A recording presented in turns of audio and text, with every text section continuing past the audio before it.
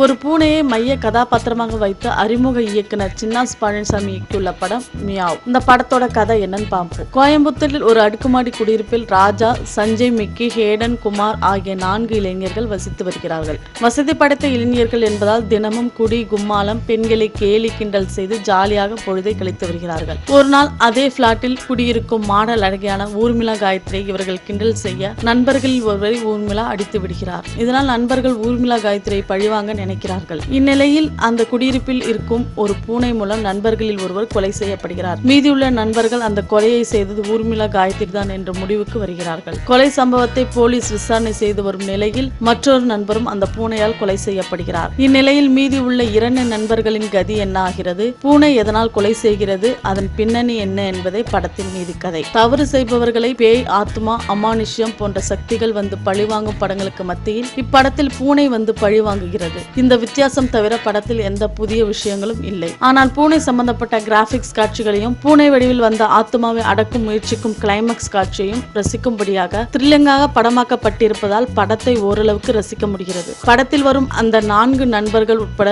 வேறு சில கேரக்டர்களின் வேலை குடிப்பது, கும்மாளம் போடுவது, பெண்களை அடைய துடிப்பது என்பது போல படம் முழுக்க காட்டியிருப்பதும் கிளாமருக்கு சில காட்சிகளை திணித்திருப்பதும் திரைக்கதையின் பலவீனம். ஸ்ரீஜித் இதவானாவின் இசையில் 2 பாடல்கள் ரசிக்கும்படி அமைந்துள்ளன. ஆனால் ஒரு த்ரில்லர் படத்திற்கு தேவையான பின்னணி இசையை தருவதில் கோட்டை விட்டிருக்கிறார். இசையமைப்பாளர் போஜன் கே. தினேஷின் ஒளிப்பதிவு பணி ஓகே என்றே சொல்லலாம். மற்றபடி 10ஓடு 11ஆக வெளிவந்திருக்கும் ஒரு த்ரில்லர் படமே மியாவ். 4 நண்பர்களாக வரும் Raja, Sanjay, Mickey, Hayden, Kumar, model அழகியாக வரும் ஊர்மிளா காயத்ரி, பிளாஷ்பேக்கில் வந்து பரிதாபத்தை அள்ளும் ஷைனி என படத்தில் நடித்திருக்கும் பெரும்பாலானவர்களும் புதுமுகங்களே. நடிப்பில் யாரும் குறை வைக்கவில்லை. வாட்ஸ்அப் மணியாக வந்து சிரிக்க வைக்க முயற்சிக்கும் டேனியலின் நடிப்பு ஓகே, ஆனால் சிரிப்பு தான் வரவில்லை. போலீஸ் அதிகாரிகளாக வரும் ஆனந்த், தாகா, டெலிபோன் ராஜா, பூனை மீது பாசம் கொண்ட குழந்தையாக வரும் யுவினா ஆகியோரும் சிறந்த நடிப்பை வழங்கியுள்ளனர். இந்த படத்தோட பலம் என்னன்னு பார்த்தோம்னா, ஓரளவுக்கு ரசிக்கக்கூடிய பூனை சம்பந்தப்பட்ட காட்சிகள், கிளைமாக்ஸ். இந்த படத்தோட பலவீனம் என்னன்னா, புது விஷயங்கள் இல்லாத திரைக்கதை, பின்னணி இசை,